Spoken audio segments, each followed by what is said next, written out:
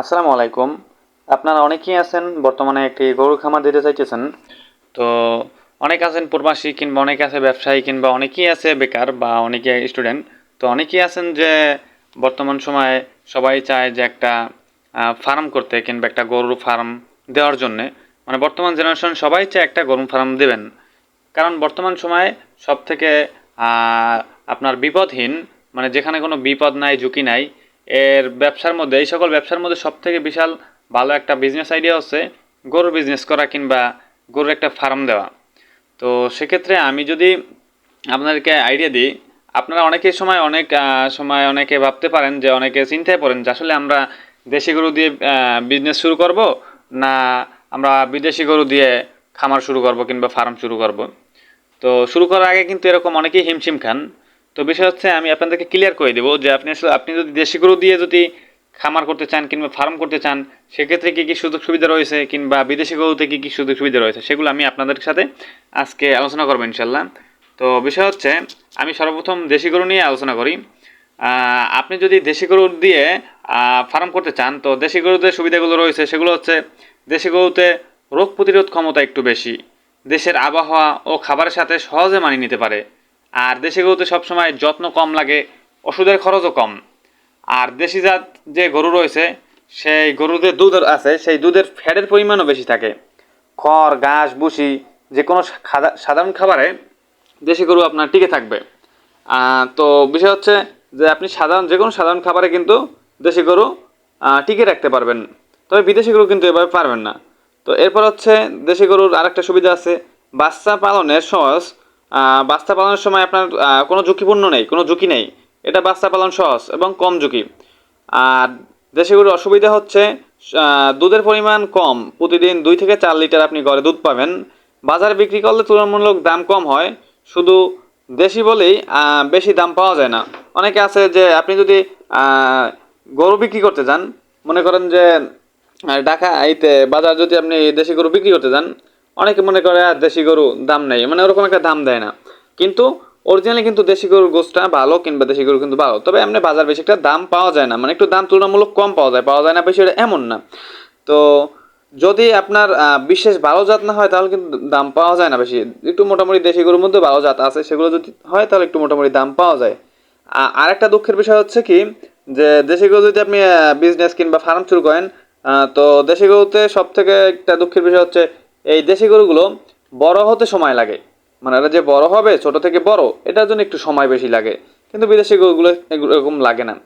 তো দেশি গরুতে সুযোগ সুবিধা এটাই যে আপনার খাবার খাবার দাবার যে কোনো আবহাওয়ায় বা যে কোনো প্রাকৃতিক পরিবেশ বা প্রাকৃতিকুল যে কোনো পরিবেশে ওরা কিন্তু মানিয়ে নিতে পারবে।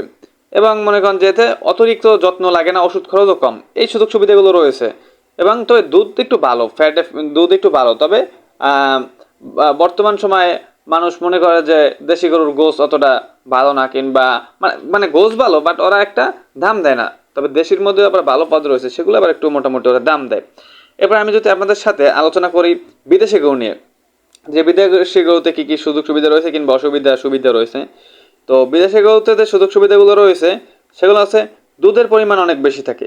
সব থেকে বিশেষ একটা বিষয় রয়েছে, যে বিদেশি গরুতে দুধের পরিমাণটা একটু বেশি হবে, 10 থেকে 20 লিটার পর্যন্ত আপনি পেতে পারেন। এবং বাণিজ্যিক খামারে লাভ দ্রুত আসে। বিদেশি জাতের গরুগুলোর বাচ্চাগুলো ভালো দাম পাওয়া যায়, এটা একটা সুযোগ সুবিধা। ধরেন আপনার বিদেশি গরু রয়েছে, সেই গরুতে যে বাচ্চা রয়েছে, সেই বাচ্চায় কিন্তু আপনি ভালো একটা দাম পাবেন। কিংবা এই বাচ্চাগুলো আপনি যদি বড় করে যদি বিক্রি করেন বাজারে কুরবানির সময়, সেক্ষেত্রে আপনি একটা ভালো দাম পাবেন। কিন্তু দেশি গরুতে এরকম একটা দাম পাওয়া যায় না। এরপর যে অসুবিধা বা ক্ষতি রয়েছে, এগুলো সকল আবহাওয়া, তাপমাত্রা, রোদ এবং অন্যান্য আবহাওয়ায় কিন্তু বেশি একটা ওরা টিকে থাকতে পারে না। ওদের একটা নিরিবিল আবহাওয়া লাগবে, যেটা ওদের শরীরের সাথে মানিয়ে নিতে পারে। এটা একটা ওদের অসুবিধা এবং ক্ষতি। এবং এদের আরেকটা অসুবিধা রয়েছে, আপনার খাবার খরচ। এদের খাবার খরচগুলো বেশি। এদেরকে উন্নত মানের ঘাস খাওয়ানো দরকার, এদেরকে দানাদার খাবার খাওয়ানো দরকার। অর্থাৎ বিদেশি যত গরু রয়েছে, এগুলো একটু যত্ন ভালো লাগে, বা খাবার দাবারের একটু মান বেশি। এবং চিকিৎসা এবং যত্ন যদি আপনি না নেন, তাহলে কিন্তু এটা দ্রুত অসুস্থ হয়ে পড়ে। এগুলো সঠিক পরিচর্যা করতে হবে, যত্ন করতে হবে, তাহলে আপনি আপনার গরুগুলো সুস্থ থাকবে। আর যদি আপনি সঠিকভাবে পরিচর্যা কিংবা যত্ন কিংবা খাবার দাবার গ্রাম্য পরিবেশ খান, তাহলে কিন্তু এরা অসুস্থ হয়ে পড়বে, কিংবা আপনি গরুর দিয়ে তেমন লাভজনক কিছুই লাভ করতে পারবেন না। এবার রয়েছে বিদেশি গরু পালনের সময় প্রশিক্ষিত শ্রমিক। আপনি যদি প্রশিক্ষিত থাকেন বা আপনার যদি অভিজ্ঞতা থাকে তাহলে কিন্তু আপনি বিদেশি গরু পালতে পারবেন না। যদি আপনার অভিজ্ঞতা না থাকে তাহলে আপনার পালবার জন্য একটু হিমশিম লাগবে বা পালতে পালতে একটা সময় আপনার অভ্যাস হয়ে যাবে আর কি। এই তো আর আপনি যদি প্রাথমিকভাবে যদি বিদেশি গরু দিয়ে খামার করতে যান সেক্ষেত্রে কিন্তু আপনার প্রথমে যে টাকাটা বা ইনভেস্টটা সেই ইনভেস্টটাও কিন্তু বেশি লাগবে। আর যদি আপনি দেশি গরু নিয়ে করতে চান তাহলে কিন্তু আপনার সেরকম ইনভেস্ট কম লাগবে। তো আপনি সেই বিষয়টা আপনাকে বুঝতে হবে যে আপনার দ্বারা কোনটি করা সম্ভব। আপনার ইনভেস্টের উপর নির্ভর করেও এই বিষয়টা বিবেচনা করা যায়। তার মানে আপনি এই নয় যে আপনি দেশি গরু দিয়ে খামার করতে পারবেন না, বিদেশি গরু দিয়ে করতে পারবেন এমন না। আপনার সাধ্য মতো আপনি যেটা ভালো বুঝেন। আপনি যদি চান কম ঝুঁকিতে আপনি ব্যবসা করবেন, যে গরু ছাগল বা গরু বাছুর আর কি, মৃত্যুর হার কম কিংবা অন্যান্য দিক থেকে খাবার খরচ কম, আপনি যদি এরকম চান তাহলে আপনি দেশি গরু পালতে পারেন বা দেশি গরু থেকে মোটামুটি একটা খামার দিতে পারেন। এবার যদি চান যে আপনি বিদেশি গরু থেকে খামার দিবেন তাহলে হ্যাঁ আপনি অবশ্যই ওরকম যত্ন করবেন, খাবার দাবার খাওয়াবেন বা আপনি একটু কেয়ার করবেন, তাহলে দেখবেন যে অবশ্যই আপনার দ্বারা সব কিছু সম্ভব হবে। তো আমি আপনাদেরকে টুকটাক সব কিছুই আমার মন থেকে বা আমি যতটুকু জানি ততটুকু আপনাদেরকে বুঝিয়ে বলার চেষ্টা করছি। আশা করি আপনারা বুঝতে পারছেন যে আসলে আপনার দ্বারা কোনটি করা উচিত। অবশ্যই আপনি বুঝে শুনে আপনি তারপর গরুর খামার শুরু করবেন। ধন্যবাদ সকলকে।